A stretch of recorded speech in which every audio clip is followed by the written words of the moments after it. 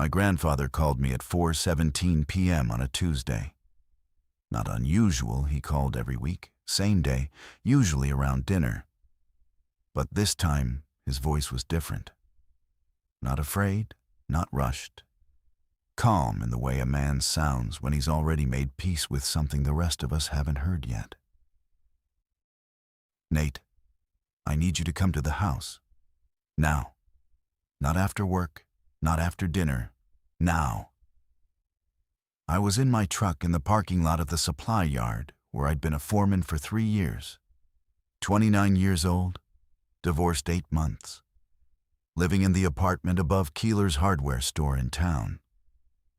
My grandfather, Frank Dolan, 78, retired Army Corps of Engineers. Widowed 6 years, lived alone on 40 acres outside Marston, Pennsylvania. 30-minute drive from where I sat. "Pop, I'm just getting off." "I know what time it is. I've been watching you work that yard since you were 22. Something in his voice tightened. Not emotion precision. "Come to the house. I have something for you. Something I should have given you years ago, but the timing wasn't right." "What are you talking about?" 6 hours, Nate. That's what we have. Maybe less. I'm sorry I can't explain it on the phone. You wouldn't believe me if I did. But you'll believe what I show you." He hung up before I could answer. My grandfather had never hung up on me. In my life. He'd taught me that hanging up without a goodbye was the rudeness of a man who thinks his time matters more than yours. And Frank Dolan did not consider himself that man. I drove to his house, not because I believed something was wrong with the world, because I believed something was wrong with him. 78. Living alone. The mind goes. I'd been watching for signs since my grandmother died, and maybe this was it. The phone call that starts with urgency and ends with a doctor's visit. The drive took 26 minutes. Rural 2-lane, October light angling gold through trees that hadn't fully turned. Beautiful. The kind of afternoon that makes you forget the world has edges. I passed 3 cars. Waved to Roy Kenner pulling his horse trailer. Normal. Everything normal.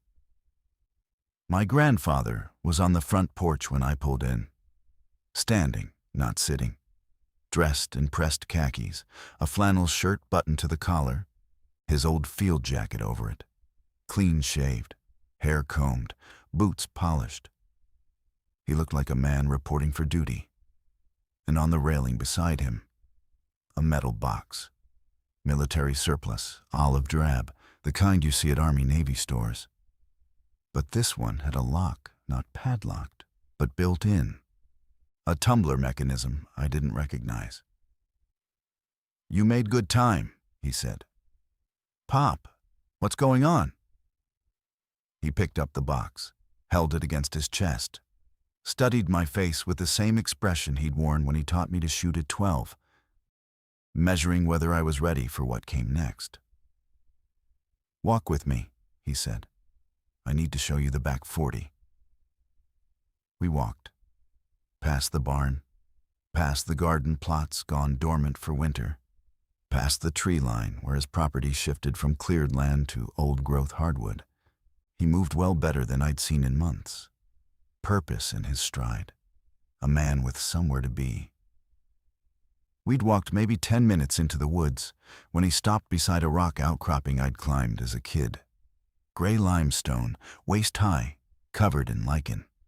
He set the box on it, opened it with a key from his breast pocket, and inside, a single key.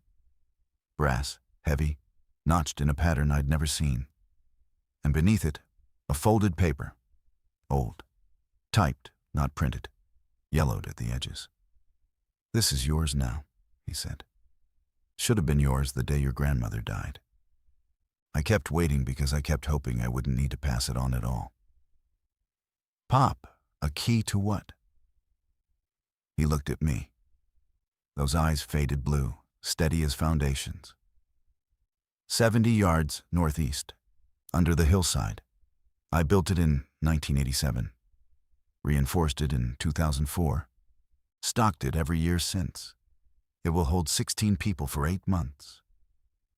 I stared at him. You built a bunker. I built a shelter. For what's coming? What's coming? He reached into his jacket and pulled out a radio. Handheld. Military frequency by the look of it. He turned the dial, found a channel, and handed it to me. I heard voices clipped, professional, using terminology I half recognized from growing up around his army friends. But the words made no sense. Containment failure. Eastern corridor compromised. Civilian protocol suspended. That's Fort Detrick, he said. 40 miles south. They lost containment 18 hours ago. The first cases hit Frederick this morning. It'll reach Marston by midnight. Maybe sooner. Cases of what? My grandfather took the radio back, turned it off, set it on the rock beside the box. I'm going to tell you what I know. Then I'm going to show you the shelter. Then I'm going to tell you who's coming. And you're not going to like that last part. He told me on the walk to the bunker entrance. Not all of it enough. He'd maintained contacts inside military research since his retirement in 1991. Friends. Men he'd served with who'd gone into programs he didn't name. Every year they sent him a coded letter. Every year the letter said the same thing. Status quo, no action required. This year's letter arrived 3 weeks ago. It said something different. They were working on reanimation of dead neural tissue. Had been since the 70s. Got farther than anyone admitted. 3 weeks ago a sample got out. Not a vial, a person. A researcher. Infected, died, came back. Killed 4 people in the lab before security responded. Those 4 came back too. Pop, I know how it sounds. Listen anyway. The entrance was invisible if you didn't know where to look. A steel door set into the hillside, disguised with earth and brush, fitted into the limestone like it had grown there. My grandfather knelt, his knees protested, but his hands were sure and cleared the debris from the lock plate. Key, he said. I handed it to him. He inserted it, turned it twice, and a mechanism deep in the door released with a sound like a vault. The door swung inward on counterweighted hinges, silent, heavy, absolute. Concrete stairs. Fluorescent light already on, powered by something I couldn't hear. He went first. I followed. The shelter was not what I expected. Not cramped, not improvised. It was engineered 60 feet long, 25 wide, subdivided into zones. Sleeping quarters with military cots. 12 of them plus 4 fold-downs. A kitchen area with a propane stove, water filtration, pantry shelving stacked floor to ceiling. A medical station with supplies I recognized, and many I didn't. A communications hub with 3 radios, a bank of batteries, and a hand-crank generator. An armory locked, separate with a steel mesh door I could see through. Rifles, ammunition. More than I could count quickly. 1987, I said. Started it. Took 9 years to finish. Your grandmother thought I was building a wine cellar. He almost smiled. She wasn't wrong. There's wine. I stood in the center of that space and felt something rearrange inside me. Not fear, not yet. Something more like vertigo. The recognition that the man I'd known my entire life had been living inside a secret this large for nearly 40 years. That every Sunday dinner, every birthday, every fishing trip existed alongside this. Who knows about this? Your grandmother knew before she died. I told her in 2004 when I expanded it. He paused. And 7 other people. 7? People I owe. People who did things for me for this country that were never acknowledged. People who were promised sanctuary if it ever came to this. He sat on one of the cots. The movement was slower now. The purpose that had driven him from the porch was settling into something heavier. They're coming tonight. I called them this morning. Some are already driving. You invited 7 strangers to... They're not strangers to me. They're strangers to me, Pop. This is your giving me a key to a bunker full of people I've never met. He looked at me, that measuring look again. I'm giving you the key because I won't be here to hold it. The sentence landed like a physical impact. I stared at him. He met my eyes without flinching. The cancer's back. Has been since June. I didn't tell you because there was nothing to do about it except manage the time I had left. And the time I had left, I needed for this. He gestured around the shelter. Final preparations, last checks, making sure everything was ready for the transfer. Transfer to who? To you. He stood. Slower this time. You're the custodian now, Nate. Not the commander. Don't misunderstand. These people don't need a leader. They need someone to hold the key, maintain the systems, keep the doors functional. A steward. I don't even know who these people are. You will, by morning. He moved toward the stairs. Now, help me back up. I want to sit on my porch one more time before the world changes. And I want to tell you about the people who are coming. Because some of them, they won't be easy. And you deserve to know why they're here before they arrive. We sat on the porch. The October light was lowering, orange to amber, the shadows stretching long across the yard. My grandfather held a mug of coffee he didn't drink, just warming his hands around it. And I noticed then how thin those hands had become. The veins raised, the knuckles swollen. Cancer does that. Eats you from the inside, while the outside holds shape just long enough to fool the people who love you. He told me about them. First, Helen Voss, 63. Former Army nurse, served in Desert Storm. She saved 7 men in a field hospital when the supply line collapsed. I promised her 20 years ago that if anything happened, she had a place. Okay. Second, Dale and Maria Cortez. Married, mid-50s. Dale was military intelligence. Maria's a civil engineer, water systems, infrastructure. They're bringing their son, Tomas. He's 19. That's 3. 4 with Thomas. 5th, a man named Warren Briggs. You won't like Warren. Nobody likes Warren. He was a contractor, private military in places the government doesn't admit we operated. He did things I asked him to do, and I told him he'd be protected for it. That protection is this bunker. Pop, I'm not finished. 6th, Celia Park, 41, epidemiologist. Worked at Dietrich until 2019. She's the one who told me what was coming.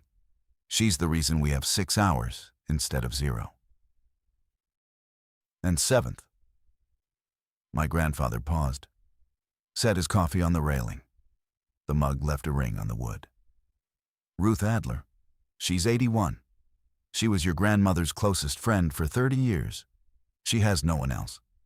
7 people, I counted. With me and my grandfather, 9. The shelter held 16. The math left room. But the math wasn't what unsettled me. These people trust you, I said. Not me. I'm a 29-year-old foreman who pours concrete and can't keep a marriage together. Why would any of them listen to me? They won't need to listen to you. They need you to open the door and keep the systems running. That's all. You're not their general. You're their janitor. He said it without malice, like it was a title worth holding. The janitor keeps the building standing. Everyone else just lives in it. At 5:40 p.m., the first car appeared on the road.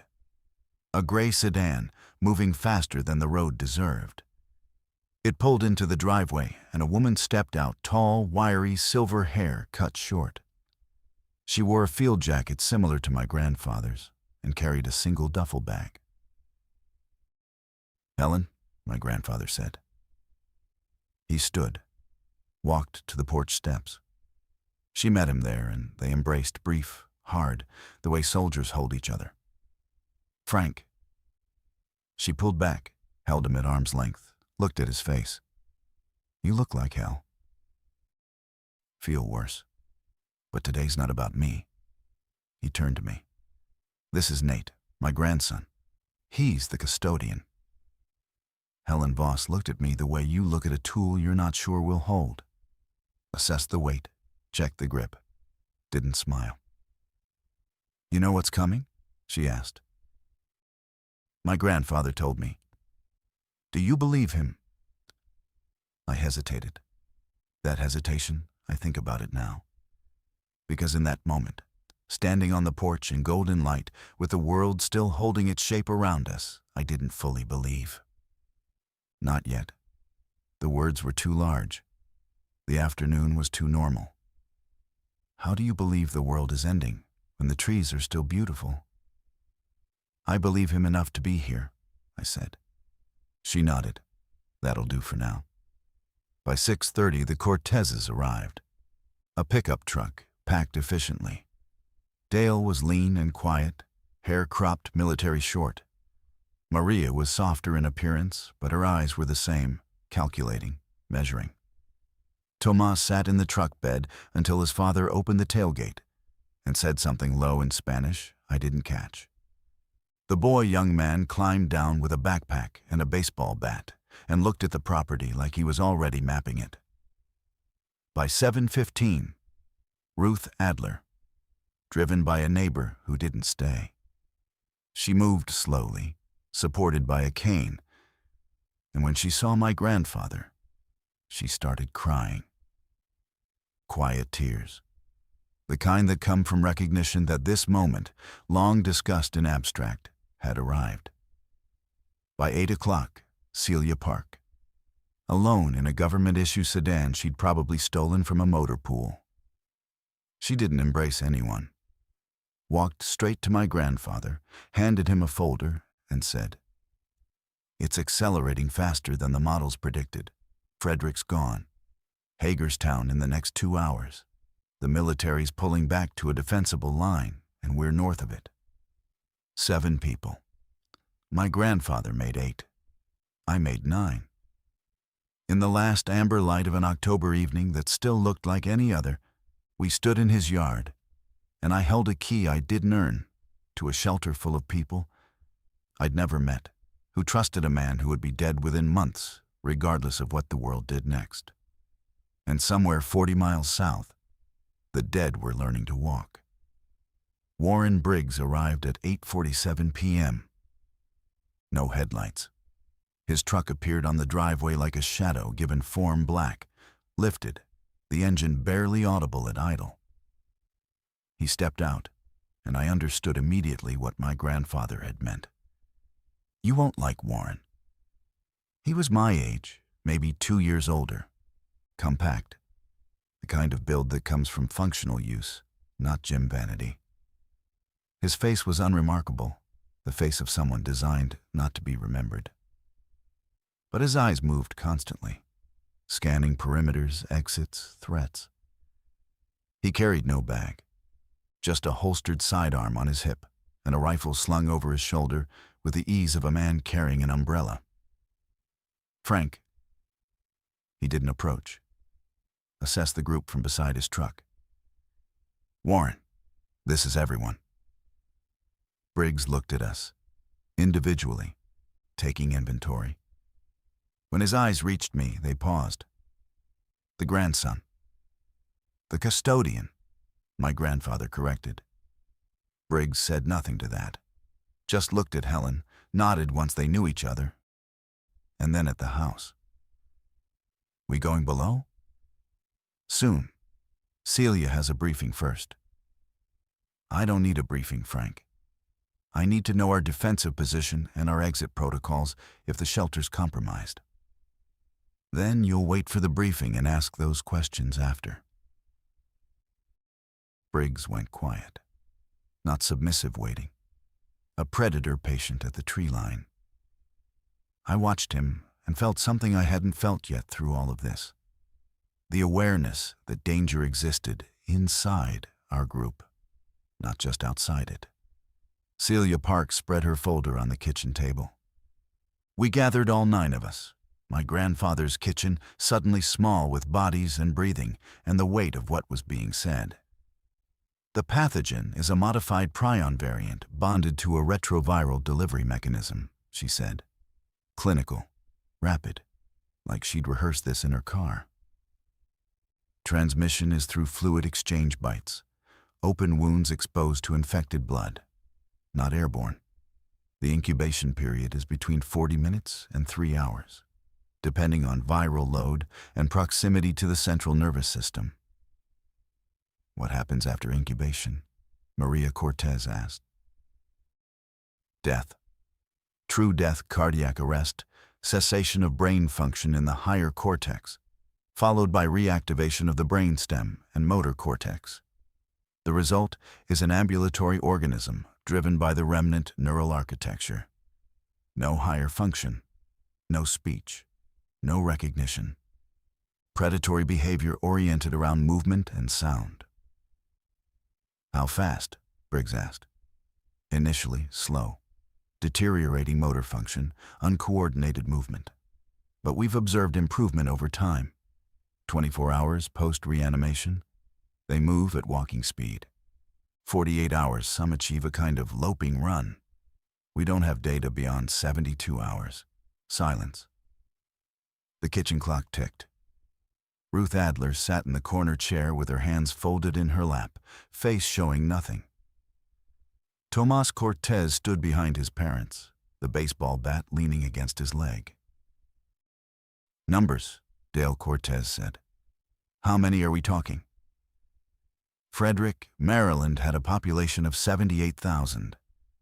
By noon today, the estimated infected population was between 8 and 12,000. The spread follows population density and available victims. Rural areas will be slower, but it won't skip them. Marston has 900 people, I said. Celia looked at me. Then by morning, Marston will have some number less than 900 living and some number greater than 0 dead walking. The math is the math. My grandfather stood from his chair at the head of the table. The movement was effortful, I saw it now.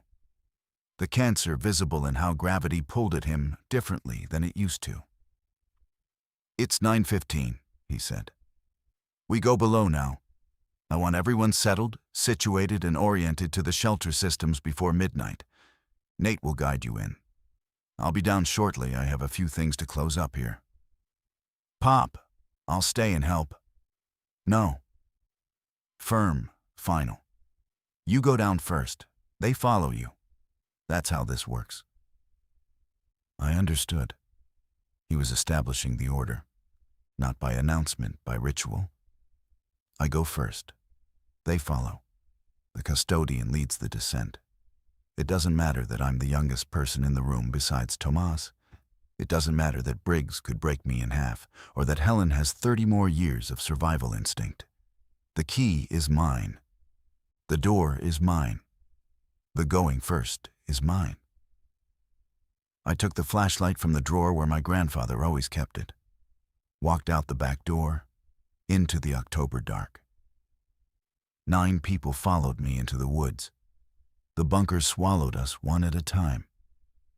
I went first with the key, turned the lock, opened the heavy door, and held it while they filed past. Helen, moving efficiently, already scanning the interior. Dale and Maria together, his hand on her back, professional and synchronized. Tomas behind them, ducking instinctively though the ceiling was 7 feet high. Ruth, slow on the stairs. Celia offering an arm without being asked. Briggs last, pausing at the door, looking back into the darkness behind us, listening. Anything? I asked. Not yet. He came through. I sealed the door. 3 turns of the internal mechanism, different from the outside key. A wheel lock, like a submarine hatch. My grandfather did not come down. I waited 20 minutes, then 30. At 40 minutes, I climbed the stairs and knocked on the sealed door from inside our agreed signal. 3 rapid knocks, followed by 2.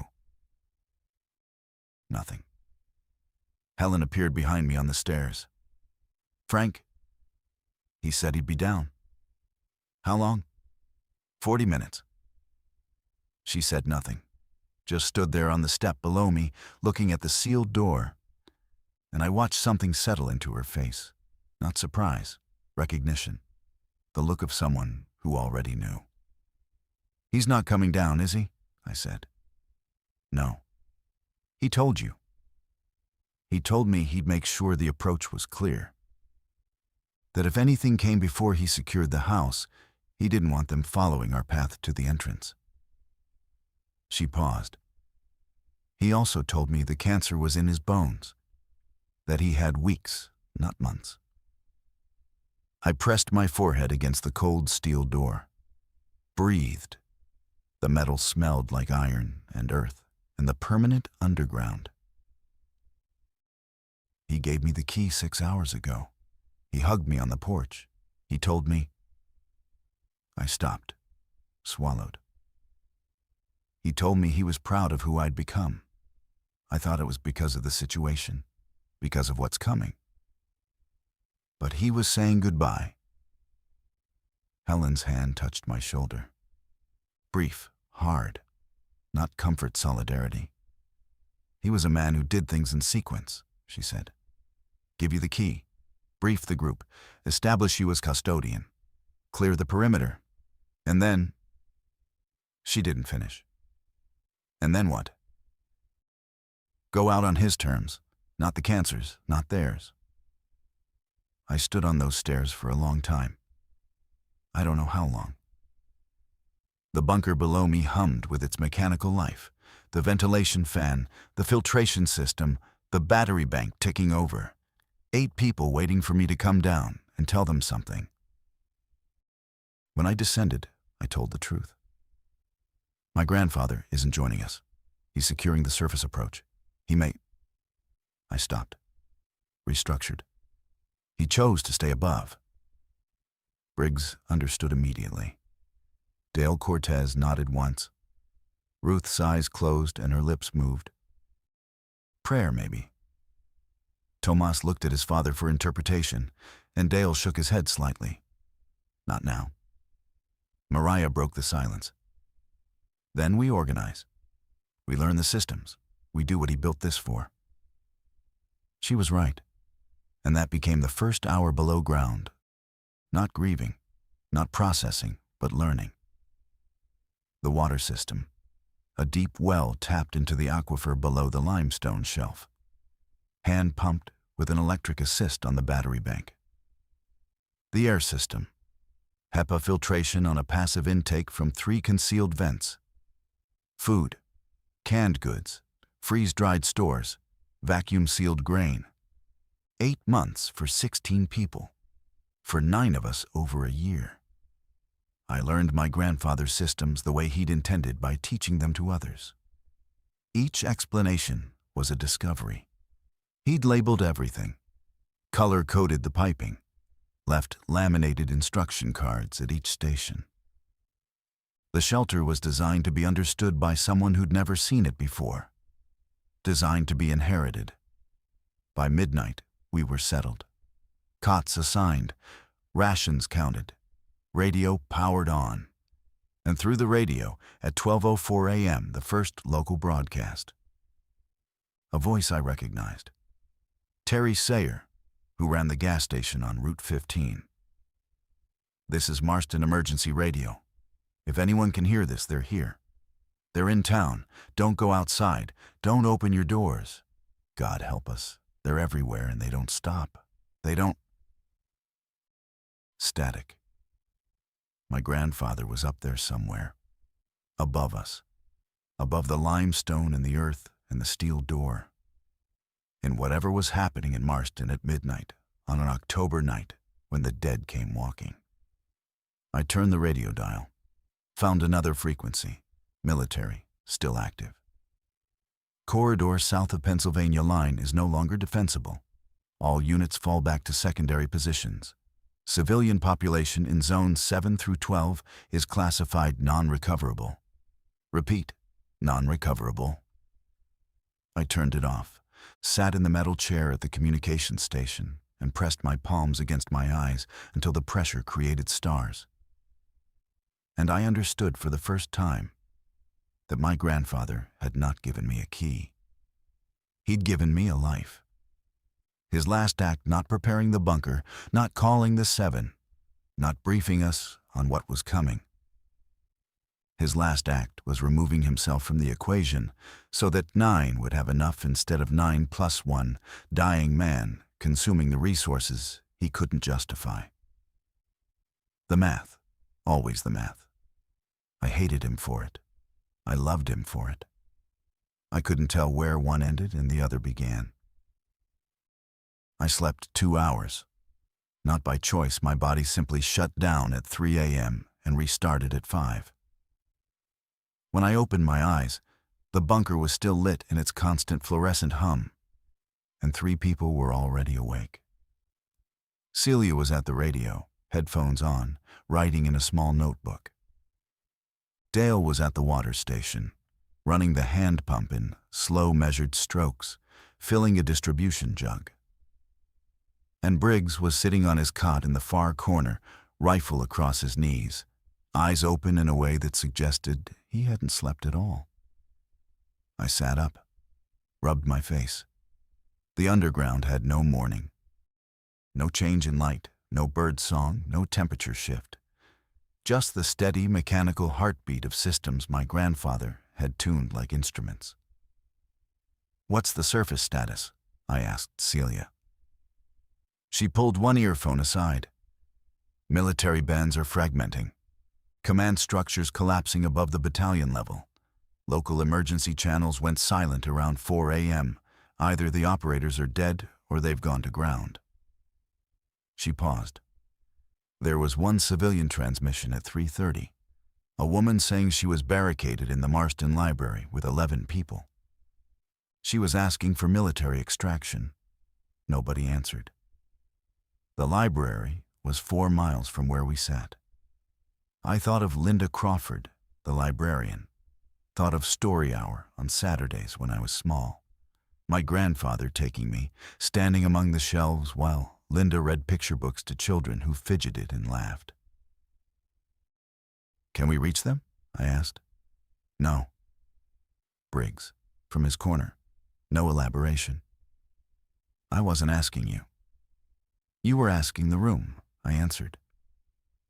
He stood, the rifle settled against his shoulder with practiced ease. 9 people in a sealed shelter with a year of supplies. The math is already perfect. Every addition makes it worse.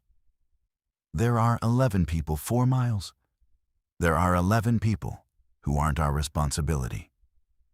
His voice carried no cruelty, just the flat mathematics of a man who'd spent his career making calculations with human lives. Frank made promises to the people in this room, not to the people in that library. That's the line.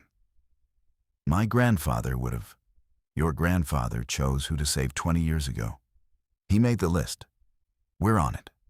They're not. That's not my decision or yours. It's his. I looked at him. The hardness, the certainty. And I felt the first real weight of what my grandfather had left me.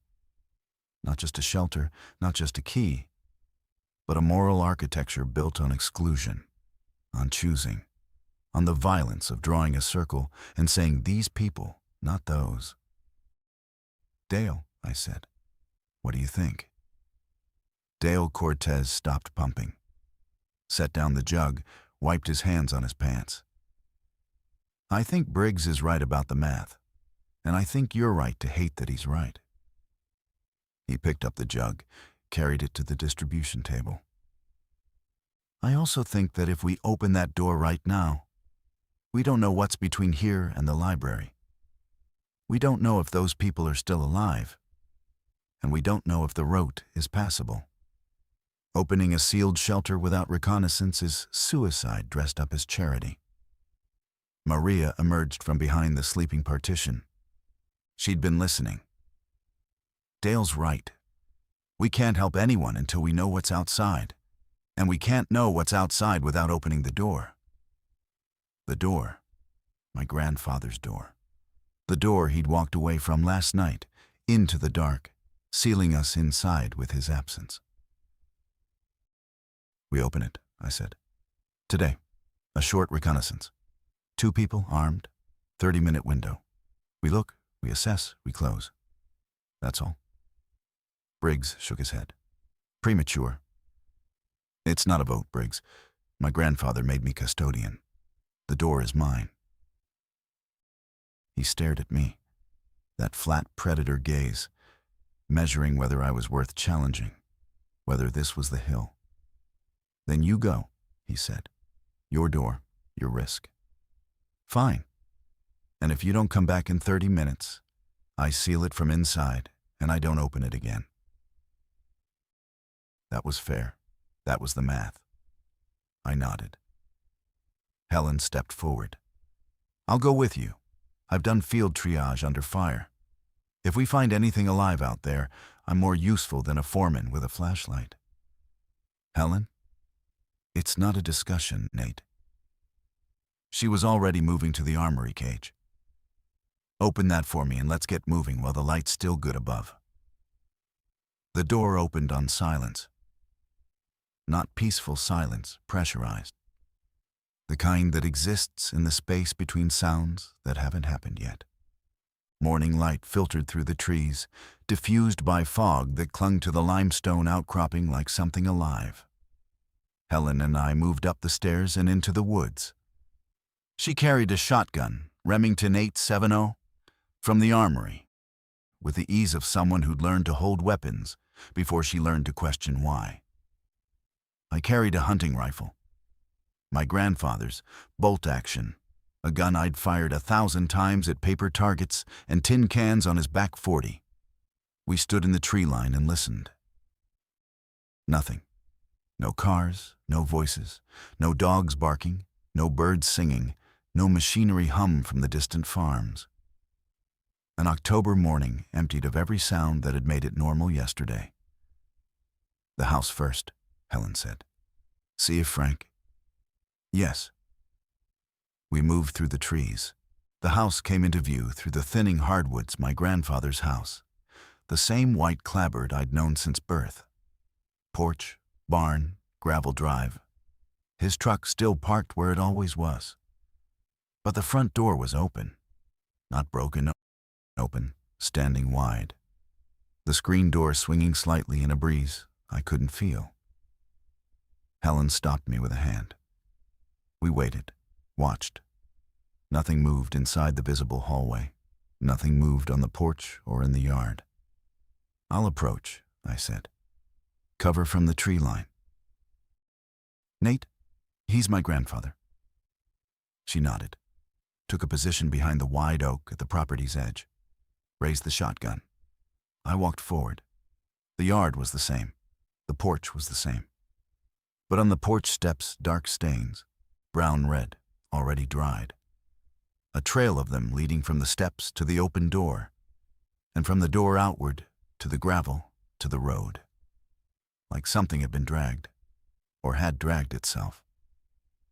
I stopped at the bottom step, looked into the hallway, shadows and the glint of the kitchen beyond. The coffee mug from yesterday still on the table. Everything still, everything suspended. Pop? My voice barely carried. Nothing answered. I climbed the steps. The stains continued inside on the hallway floor, smeared against the wallpaper by the staircase. A handprint. Large. His ring finger, the wedding band he'd never removed, had left a groove in the smear. I traced it with my eyes and felt something fundamental sever inside me. He'd been here, alive, bleeding. And then he wasn't.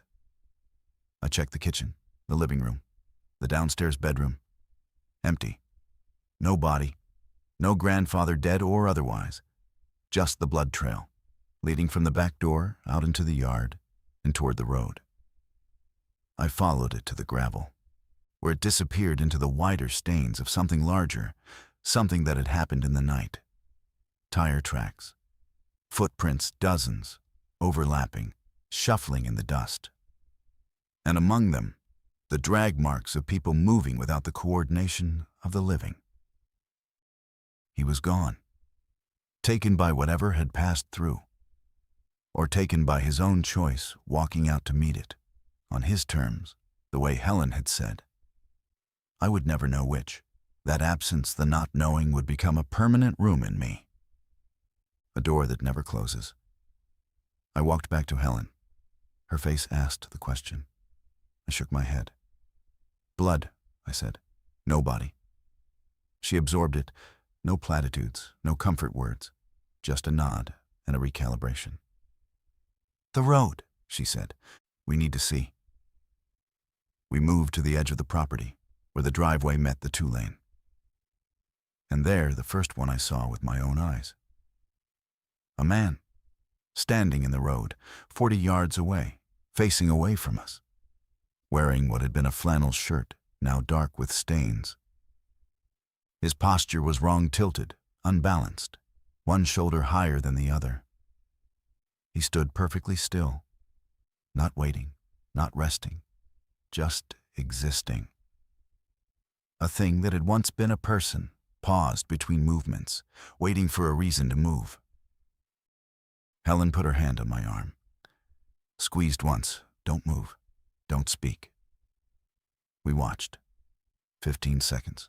30. The thing in the road didn't turn, didn't shift. The fog moved around it like water around a stone. Then from somewhere deeper in the fog, toward town, a sound.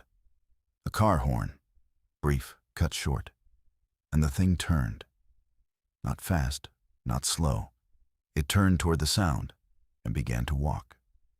That shuffling gait Celia had described. Motor function without cognition. Movement without intent, responding only to stimulus. It disappeared into the fog. The road was empty again. Helen and I stood in the tree line.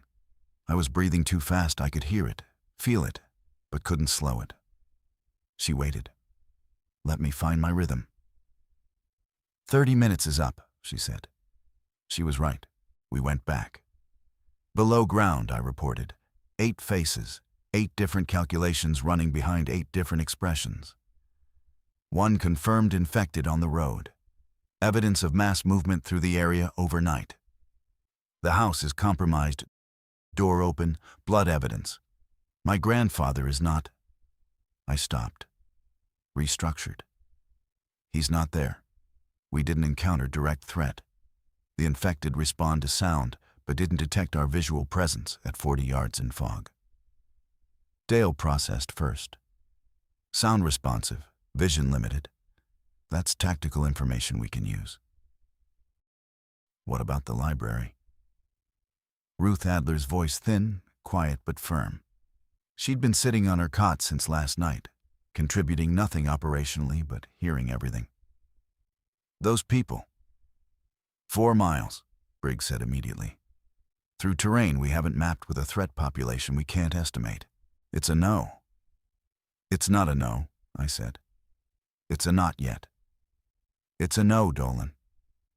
Ruth. I turned to her.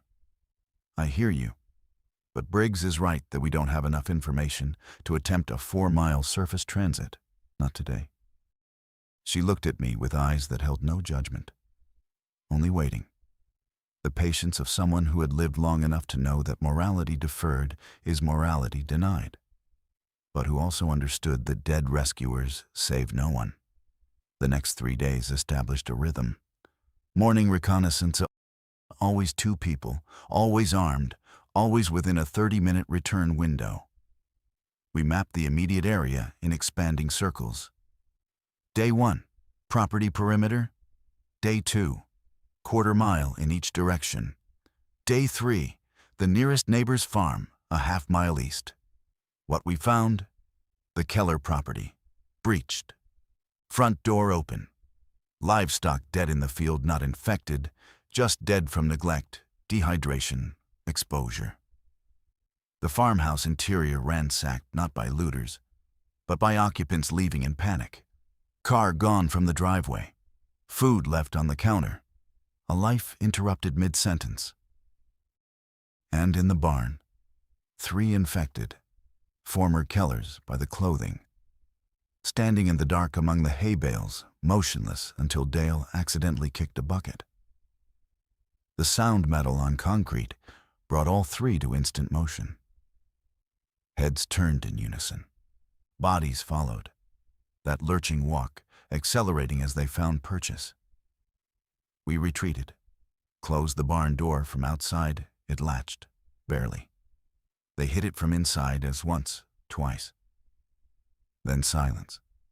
They'd lost the stimulus, returned to whatever state they occupied between triggers. They reset, Dale told the group that evening. Stimulus activates them. Silence deactivates. They return to a standby state. That's predictable behavior. Predictable is exploitable. Briggs, for once, agreed. Acoustic discipline is our primary defensive tool. Movement protocol. No metal contact, no vocalization above whisper within known infected zones. Soft sole footwear only. We adapted. We learned. 3 days below ground with controlled surface excursions, each one extending our map, our knowledge, our sense of what the world above had become. But on the morning of day 4, the radio brought something new. Not military, not emergency broadcast. A human voice, live, close, desperate. This is Marston Library. Is anyone still receiving? We've lost 2 more. We're down to 6. Water ran out yesterday. If someone doesn't come. The voice broke. A man's voice. Older, frightened. For the love of God, someone answer. Ruth looked at me from her cot. Didn't speak, didn't need to. The library was 4 miles away. 6 people were dying. And between us and them was a landscape we'd only mapped for half a mile. I looked at the group. At the radio. At the sealed door above us. At the key in my pocket, the brass weight of my grandfather's architecture. His design, his list, his promises. His promises didn't include the library, but mine hadn't been made yet. I'll go. Briggs stood immediately. No. 3.5 miles beyond our mapped perimeter. If I leave at dawn, move quiet, stay off the road. You'll be operating blind in a threat-dense environment with no backup and no extraction plan. Briggs moved to the center of the room. For the first time, he wasn't disagreeing from his corner. He was engaging directly, physically claiming space. Your grandfather gave you a job. Keep the systems, keep the door, not play hero. 6 people are already dead. They just don't know it yet. You want to join them, that's your decision. But that door doesn't open for a suicide run. I looked at him. The certainty in his face. The absolute, immovable conviction that the circle had been drawn, and everything outside it was acceptable loss. Helen, I said. What do you think? She was sitting on her cot, cleaning the shotgun with a rag, methodical, rhythmic. She didn't look up. I think if we have the capability to reach them and we don't try, then what are we surviving for? Surviving, Briggs said flatly. That's what we're surviving for. Dale? Dale Cortez leaned against the kitchen partition, arms crossed. Operationally, it's risky but feasible. Dawn approach, stay in the tree cover where possible. Move to the south side of town where density is lower. The library's on Pine Street, East End. If the infected cluster around the town center, the approach from the east might be passable. Maria? I want my son alive. That's my vote. But I also... She stopped, looked at Thomas, who stood behind her with his bat and his silence. I also know that if we have a year of supplies and other people die 4 miles away, I won't be able to live with that for 12 months. Celia spoke from the radio station. From an epidemiological perspective, every survivor we gather is a genetic hedge against extinction. 6 more people represents meaningful population diversity for long term. We're not repopulating the Earth Park, Briggs cut in. We're surviving the next month. Warren. My voice was quiet. I wasn't commanding, I didn't have that authority, and I knew it. My grandfather put your name on his list. He kept a promise to you. I'm keeping it now. Your cot, your rations, your place here is secure. But this is the list now, and I'm adding to it. You don't have that right. He gave me the key. The key is the right. Silence. Briggs and I stood at opposite ends of the room with the entire weight of my grandfather's legacy suspended between us. Not a power struggle, a philosophy struggle. His grandfather told him survival was the circle. My grandfather told me the circle was the shelter. They weren't the same thing. 2 people go, I said. Me and 1 volunteer. 36-hour window. If we're not back, you seal up. You continue. The shelter functions without me. I've shown everyone the systems. I'll go. Tomas. First words he'd spoken in the group since arrival. His voice was deeper than expected, not a boy's voice. A young man's. His father's head turned sharply. No, Dale said. Dad, I'm 19. I'm fast. I'm quiet. And I'm going crazy down here. He stepped forward. I'll go with Nate. Dale looked at his son. At me. At the room. The calculation in his eyes was painful to watch a father weighing his child's agency against his child's survival. Maria, he said quietly. She closed her eyes, nodded once. Briggs turned his back, walked to his cot, sat, said nothing further. We would leave at dawn. 5:22 a.m., day 5. Thomas and I stood at the shelter door with dawn an hour away. I carried the rifle, a water bottle, a flashlight, and a folded copy of Celia's hand-drawn map she'd extrapolated from memory, marking likely infection clusters based on population density and traffic patterns. Tomas carried his bat, a second water bottle, and a length of climbing rope from the armory. Dale embraced his son, brief, no words. Maria kissed Thomas on the forehead and said something in Spanish that made the young man's jaw tighten. Helen handed me 3 flares. Last resort, she said. Noise draws them. But if you're already seen and need a distraction, light one. Throw it far. They'll follow it. Briggs said nothing. Sat on his cot. Didn't look up. Ruth caught my sleeve as I passed her. Thin fingers, surprising grip. You bring them home, Nate. I'll try. Don't try. Do. I unlocked the door, turned the wheel mechanism. The pre-dawn air hit us colder than 4 days ago. Frost on the dead leaves. The world reduced to shapes and shadows and the white plume of our breath. We moved.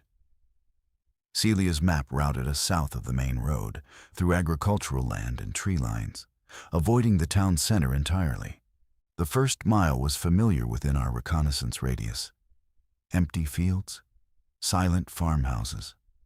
The Keller barn, still shut, still containing its 3 motionless occupants. We passed it wide, 60 yards of clearance. Footsteps soft on the frozen grass. The second mile took us into unknown territory. A creek bed dry this time of year served as a concealed corridor running east. We followed it, crouching below the banks, moving quickly. Tomas was fast, quieter than I expected. He placed his feet with deliberate precision, and I realized his parents had trained him for this. Not this exactly, but movement, silence, awareness. "Your dad teach you this?" I whispered during a pause. "My mom, actually. She grew up in Chihuahua.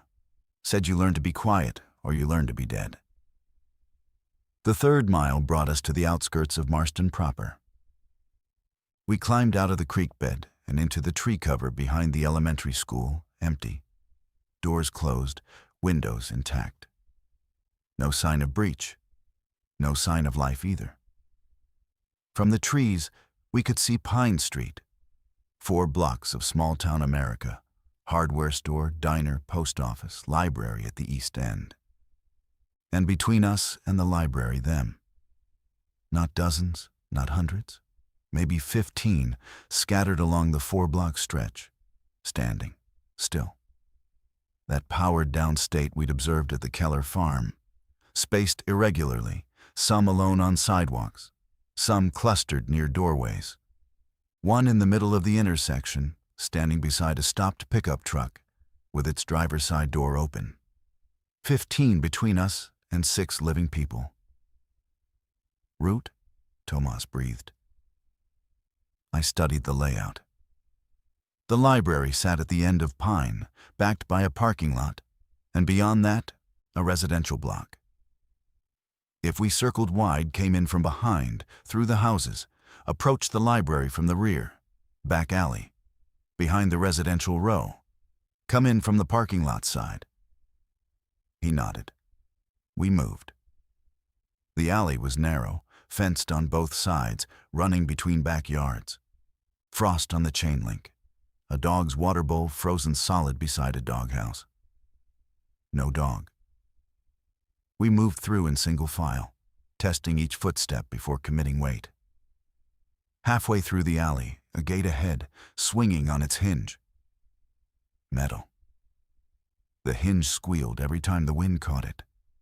A rhythmic sound. Squeal, pause, squeal, pause. And standing 10 feet beyond that gate, facing away, motionless in the gray dawn. One of them. A woman in a bathrobe, barefoot on the frozen ground, hair matted with something dark. Responding to the gate's rhythm, head tilting toward it each time it squealed, then resetting. We stopped. I put my hand on Thomas's chest. He'd already frozen. His eyes were fixed on the figure, his knuckles white around the bat's grip. The gate squealed. The woman's head tilted. Reset, squealed, tilt, reset, caught in a loop.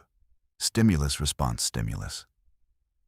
As long as the gate kept making noise, she stayed focused on it. As long as we didn't produce a louder stimulus, I pointed. Left. The fence. A yard with high wooden slats, climbable. We could go over, cut through the property, rejoin the alley beyond her. Tomas nodded. I laced my fingers. He stepped into my hands, and I boosted him silent, quick to the fence top. He rolled over. I jumped, caught the edge, pulled myself up and over. My rifle clattered against the wood. Not loud. A tap. A nothing sound. But behind us, the squeal of the gate stopped. And in the silence that followed, I heard her move. Not toward us, toward where the sound had been, toward the fence. We didn't wait. Through the yard, past a swing set ghostly in the frost, over the rear fence and into the library parking lot. The back door of the Marston Library was steel, dented, scratched. Someone had tried to get in from outside or had been trying to keep something out. I knocked. Low, rhythmic, not the 4-2 signal, something universal. Human knocking, the knock of a person, not a thing. Waited.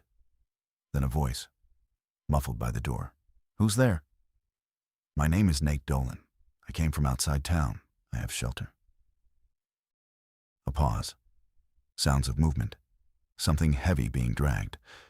The door opened 2 inches of chain, still attached, and an eye appeared in the gap. Bloodshot, aged, terrified. "You're real?" the eye said. "I'm real. Let us in." The library was dark inside. Power had been out for 3 days. The only light came from a skylight in the main reading room, gray and inadequate, casting everything in shapes without edges. The smell was the first thing: unwashed bodies, chemical toilets improvised from buckets, and beneath that, something sweeter, sicker, death, somewhere nearby. The man at the door was Gerald. 72, he said, former town councilman. He led us through the stacks to the back reading room where the survivors had clustered away from the front windows, away from the doors, in the deepest corner of the building. 6 people. Gerald. A mother named Diane with her son, maybe 8 years old, who stared at us from behind her leg and did not blink. A man in mechanic's coveralls. Call me Hatch.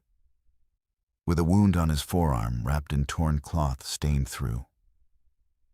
A young woman named Teresa, who sat against the wall with her knees drawn up, rocking slightly.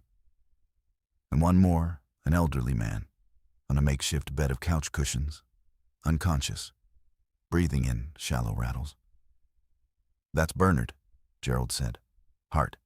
Happened yesterday. He's not..." He shook his head. "He's not going to make it. But we couldn't..." "I understand." I looked at the group. At Thomas beside me, his bat gripping loosening as threat assessment shifted to human assessment. "We have shelter, underground, stocked, 4 miles from here." 4 miles? Gerald's voice carried the weight of that number. "We tried to leave on day 2, made it 1 block. It's not possible. There are too many on the main road." "We didn't come by the main road. There's a route through the back properties, along the creek. It's passable. We just made it. You're 2, we're 6. One of us can't walk." He gestured at Bernard.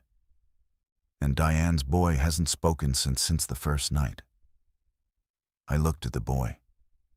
8 years old. Silent, pressed against his mother like he could disappear into her if he tried hard enough. Diane met my eyes and I saw nothing in hers except the single-point focus of a parent reduced to one function. Keep my child breathing. "We can carry Bernard," Tomas said. Quiet, certain. "He's 200 pounds, Gerald said. "We have rope. We can build a drag stretcher from these shelves." Tomas was already looking around, already solving. His father's son, his mother's pragmatism. Disassemble a reading table, use the legs as rails, drag it. Hatch stood from his corner, favoring the wounded arm. "I can help with that, one-handed, but I can help." "Your arm," I said. "What happened?" He looked at the wrapped wound, then at me, a measuring look. "Day 1, the gas station. One of them teeth caught me here." He tapped the bandage. "It's not that. It's not what you think. 5 days and I'm still me. No fever, no whatever. It just won't stop bleeding." I looked at Thomas. He looked at me. Neither of us said what we were both calculating. 5 days was beyond Celia's stated incubation window. 3 hours maximum, she'd said. If Hatch was bitten on day 1 and still coherent on day 5, either Celia's data was wrong or the bite hadn't transmitted. Either way, he was here.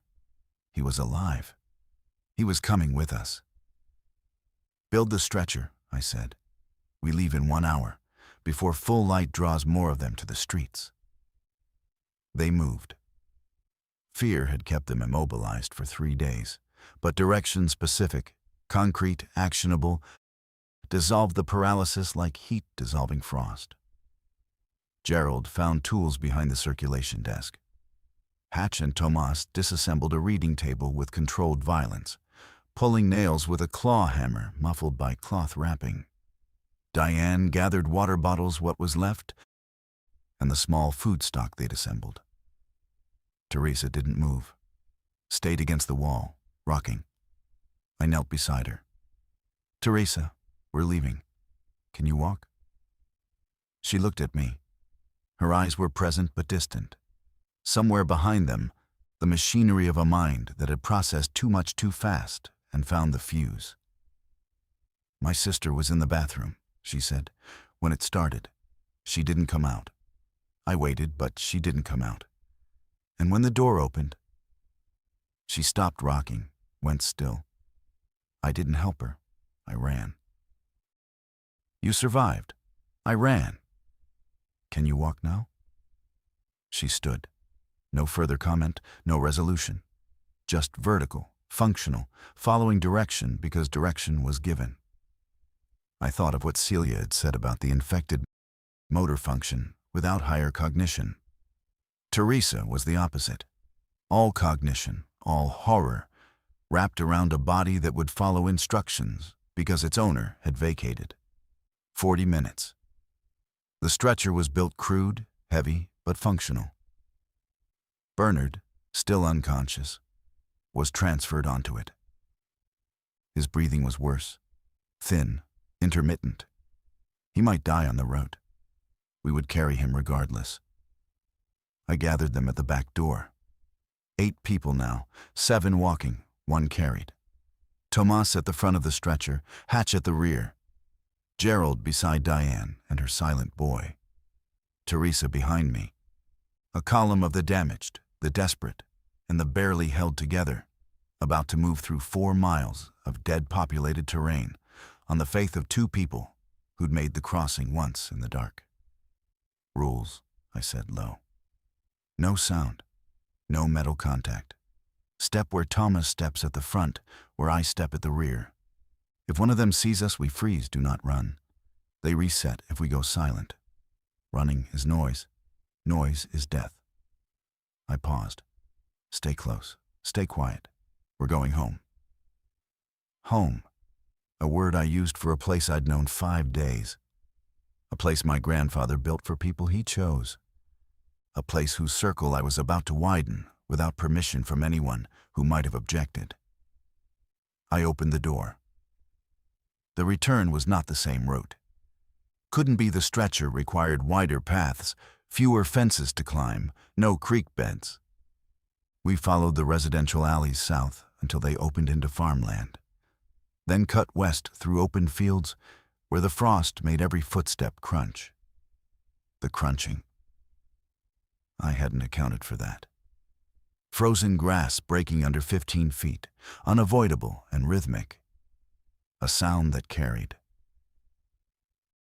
We were 20 minutes into the crossing, maybe a mile from the library, nowhere near the safety of the tree cover, when Tomas stopped. Raised his fist. Military signal, his father's training bleeding through. Everyone stopped. The stretcher settled. I moved forward. Ahead, at the tree line, we were approaching 2 of them. Emerging from the woods, walking south. Moving perpendicular to our path. They hadn't oriented toward us yet, but they were between us and the forest cover. I held up 2 fingers to the group, pointed. Everyone saw. Gerald's hand found Diane's shoulder. The boy pressed deeper into his mother's side. Teresa went still in that vacant way she had. The 2 infected walked, slowly, southward. If they maintained course, they'd pass through the field to our east within minutes, opening the gap between them and our entry point. We waited, frozen in the open field. 8 people, a stretcher, exposed on all sides.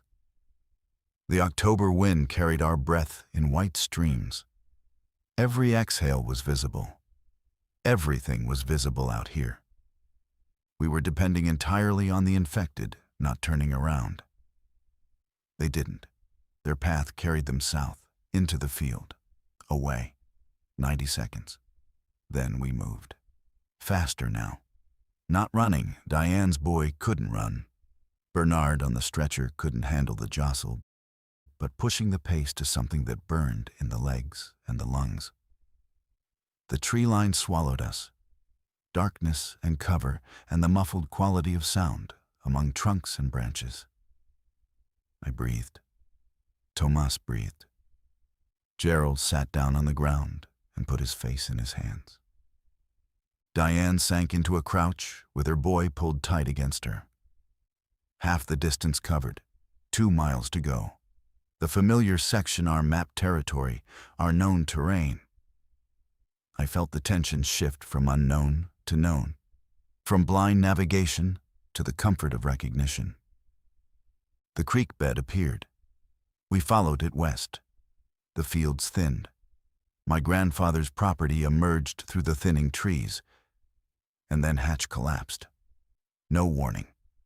One moment walking, the next face down in the dry creek bed.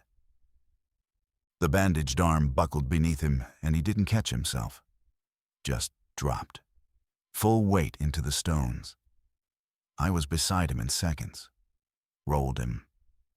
His face was gray, not infected gray, but blood loss gray. The pallor of a body that had been leaking for days.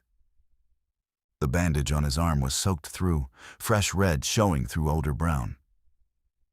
Hatch, look at me. His eyes found mine, focused, still human, still present, but fading. Can't feel the arm, he said. Been going numb since we started. Can you walk if we support you? I don't know. Maybe. His good hand gripped my sleeve. I'm not one of them. 5 days, and I'm not one of them. Don't you leave me. Nobody's leaving anybody. Gerald, get under his good arm. Tomas, you and I have the stretcher. Hatch, stay on your feet. Gerald holds you up. We're 10 minutes out. 10 minutes. That's what I said. It took 23 minutes of supporting Hatch's failing body, of dragging Bernard's unconscious weight, of Diane carrying her silent boy on her hip when his legs gave out from exhaustion. 23 minutes that felt like the entire distance, compressed into a single sustained effort. Muscles screaming, breath ragged. Every sound we made feeling like a beacon. But the hillside appeared. The limestone outcropping. My grandfather's entrance, concealed and waiting. I set down the stretcher. Left Tomas in charge. Went to the door alone. Knocked. The agreed signal 3 rapid, 2 slow. Silence. Then the wheel mechanism turning. The door swinging inward. Del Cortez's face in the gap, scanning past me to the group in the trees. How many? 6 new, plus us. He counted. His expression shifted, not the coldness of Briggs, but the weight of a man watching the math change in real time. Then he stepped back, held the door. Bring them in. The bunker that had felt spacious for 9 now held 15. And within an hour of their arrival, the fractures began. Not between old and new, that came later. The first fracture was Briggs. He waited until everyone was settled. Until the library group was seated, given water, given food, given the basic dignity of a moment without flight. Then he stood from his corner cot and addressed the room. 16 capacity, 15 occupants, 8 months of supplies for 16, stretched now to what? 5 months. Less with a dying man who produces nothing and consumes everything. Less still when Dolan decides to open the door again for whoever else he finds. Warren, Helen started. This is not what Frank built. Frank had a list, a calculation, a design that balanced capacity against population, against time. In 5 days, his grandson has thrown that design out and replaced it with... He gestured at the room, at the library people, at Bernard on his stretcher breathing his thin rattle. Sentiment. I stood. Frank's list was his promise. This shelter is his legacy. But I'm alive, and he's not. and I'm the one holding the key. The key doesn't make you right. It makes me responsible. There's a difference. Is there? Briggs took a step forward, not threatening positioning. You've been responsible for 5 days. In that time, you've halved our operational timeline, introduced an unknown bite-exposed individual into a sealed environment, brought in a cardiac patient who will die in this room, and demonstrated to everyone here that your decision-making is governed by emotion rather than analysis. Frank chose me. Frank was dying. Frank was sentimental. Frank made a mistake. The room went quiet. That particular quiet that comes before violence or before the thing that replaces violence, when adults choose not to cross that line. Helen broke it. Warren, you're scared. That's legitimate. But Frank didn't make a mistake. He chose someone who would do what he couldn't: expand the circle when the cost was bearable. The cost is bearable. 5 months is 5 months. We'll scavenge, extend, adapt. With 15 people making noise above an infected landscape. With 15 people contributing labor, watch rotation, and problem-solving capacity, Dale added. The math cuts both ways. More mouths, but more hands. Briggs looked around the room, at the faces, old and new, those who agreed with Helen, those who shared his fear but wouldn't voice it. I watched him process the soldier's calculation running behind his eyes. The question of whether this was the hill he'd die on or the one he'd retreat from. He chose retreat, not surrender, strategic withdrawal. He sat on his cot, unslung his rifle, began cleaning it with slow, methodical strokes. 5 months, he said to no one. Clock's running. The tension didn't dissipate. It stored. I understood that. Briggs hadn't been defeated. He'd been deferred. The next time I opened that door, or made a decision that stretched resources, or chose heart over arithmetic, he would be there, waiting, measuring whether the cost had crossed from bearable to fatal. And honestly, I needed him there. I needed someone in that room who thought in cold, straight lines. Because the alternative was me, governing entirely by the part of my chest that couldn't turn off the radio when someone said, please. That part would get people killed eventually. Briggs would tell me when I was close to the edge. That's what I told myself. That's how I made peace with sharing a sealed space with a man who looked at me like a structural flaw in a building he had to live in. Bernard died at 3 a.m. that night. Quiet. A breath that simply didn't lead to another. Gerald found him during a bathroom rotation, hand cold, face still. We wrapped him in a sheet, stored him in the far corner of the shelter until we could bury him properly. 15 became 14. Hatch's arm, meanwhile, stabilized.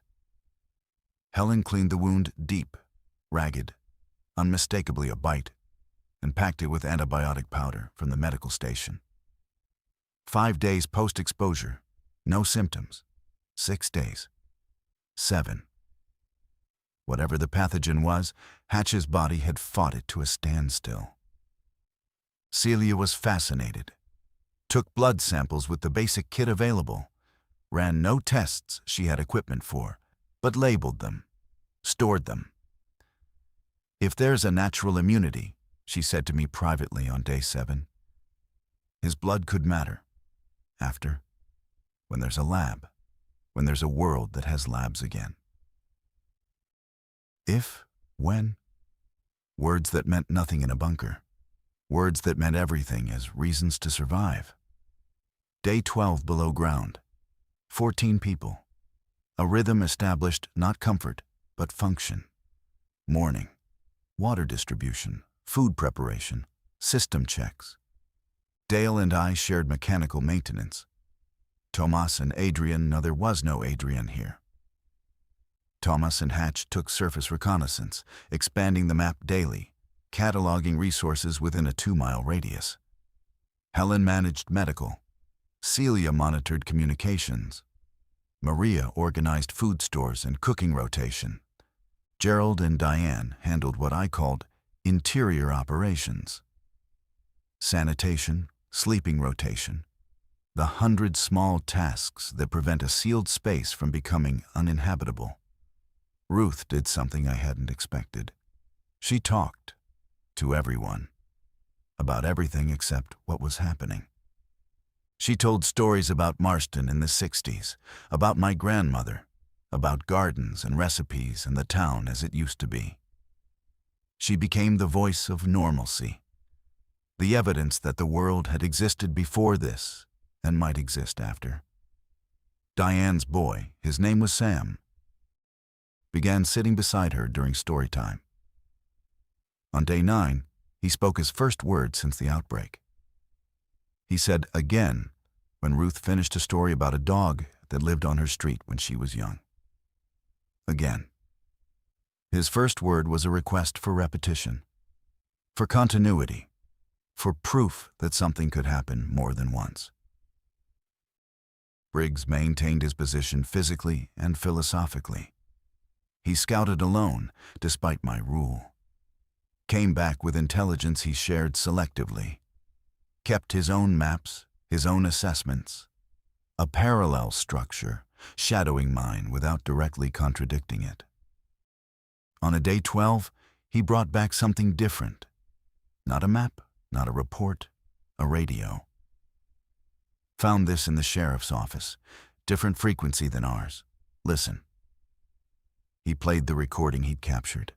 A voice. Military, but not the fragmented command chatter we'd been hearing. Organized. Clear. A broadcast on repeat. Attention all survivors in the central Pennsylvania corridor. FEMA recovery zone established at Greenfield Army Depot. Coordinates follow. Medical, food, and secure shelter available. Approach via Route 22 East Corridor. Currently patrolled and cleared. Civilian intake operating from 0600 to 1800 daily. Repeat. FEMA recovery zone, Greenfield. Greenfield. 30 miles east. On a route that ran through low-density farmland for most of its length. The room responded differently than I expected.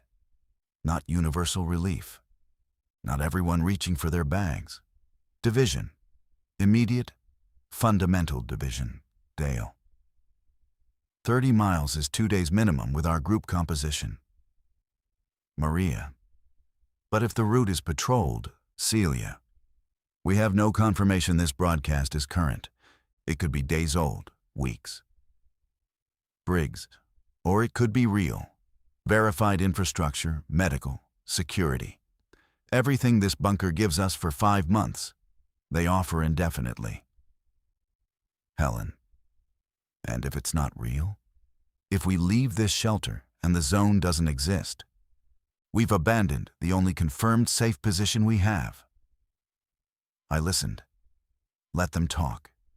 14 voices with 14 calculations. And I understood that this was the moment, not the rescue, not Briggs's challenge, not Bernard's death. This was the actual crisis. Because this question had no right answer. Stay in the bunker. Survive on decreasing time. Leave for Greenfield. Risk everything on an unverified signal. Both rational. Both potentially fatal. We split the decision, I said. The room went quiet. I'm not choosing for 14 people. I don't have that right. My grandfather made me custodian of this shelter. That means it stays. It exists. Anyone who wants to remain has a place here. But anyone who wants to attempt Greenfield, I'll go with them. I'll guide the route. And the shelter stays sealed for whoever stays behind. You can't split the group, Briggs said. The shelter needs maintenance. Dale knows the systems. Helen knows the systems. Maria knows the water. This place will function without me. I looked at him. It was designed to function without any single person. That's what my grandfather built. A system, not a throne. Briggs met my eyes. And for the first time, I saw something shift in him. Not warmth, respect, maybe. The grudging recognition that a decision had been made without flinching and without autocracy. "I'll go to Greenfield," he said. "I'll verify. If it's real, I'll come back. We bring everyone. Not alone. No, not alone." He looked at Dale. "You and me. 2 days out, 2 days back. 4-day window. If we're not back, then we make other plans," Dale finished. It wasn't what I'd proposed. It was better. A reconnaissance instead of a migration. A test instead of a gamble. Briggs and Dale, the two most capable surface operators in the group, moving fast, moving light, while the rest of us maintained the shelter. I nodded. "Tomorrow dawn." That night, after the planning, after the route mapping, after the equipment selection, I sat alone at the radio desk. The shelter hummed around me. 14 breathing bodies. The filtration fan, the battery bank. My grandfather's creation, full of his promises and mine. Full of people he chose and people I chose, and the tension between those two architectures. I held the brass key in my hand, turned it in my fingers, felt the weight of it, not just metal but meaning. What my grandfather had encoded into this object, not power, not authority, responsibility. The weight of being the one who opens and the one who keeps. He'd known I wouldn't keep the circle closed. He must have. He'd watched me for 29 years, watched my marriage fail, because I couldn't stop helping people who weren't helping themselves. Watched me take on extra shifts for co-workers who never reciprocated. Watched me drive 45 minutes to help strangers change tires on the interstate. He knew who I was. He'd chosen me anyway. Not despite that. Because of it. The custodian doesn't draw the circle. The custodian holds the door. And a door, by definition, goes both ways. Briggs and Dale came back on day 16. Greenfield was real. The recovery zone was operational, military maintained, growing, accepting civilians. The route was passable with careful timing. They'd marked safe points, water sources, overnight positions. We left the shelter on day 18. All 14 of us, moving east through autumn countryside that was both beautiful and deadly. It took 3 days. We lost no one. Ruth rode in a garden cart that Tomas pulled without complaint for 30 miles. Sam held his mother's hand the entire way and didn't speak again until we reached the perimeter, where he pointed at a soldier and said "person" with something close to wonder. I sealed the shelter before we left, locked it with the brass key and buried the key in a place I memorized. In case Greenfield falls, in case the world shifts again, in case someone, someday, needs a door to be opened. My grandfather built that shelter over 38 years for a moment he hoped would never come. He filled it with the debts he owed and the promises he'd made, and then he handed the key to someone he knew would break the design open and make it larger than he'd imagined. I don't know what happened to him that night on the surface. I never found his body, never found evidence of his end. Part of me believes he walked into the dark on his own terms, not fleeing, not fighting, just choosing his exit before the cancer or the dead could choose it for him. That feels like him. That feels like the kind of precision he'd insist on. I carry his key in my pocket still, not because I need it, because it reminds me that love, sometimes, looks like a locked door with someone else's name on it. That the greatest thing a man can build is something he gives away. And that the people we inherit from don't leave us instructions, they leave us architecture, and trust us to decide who gets to live inside it.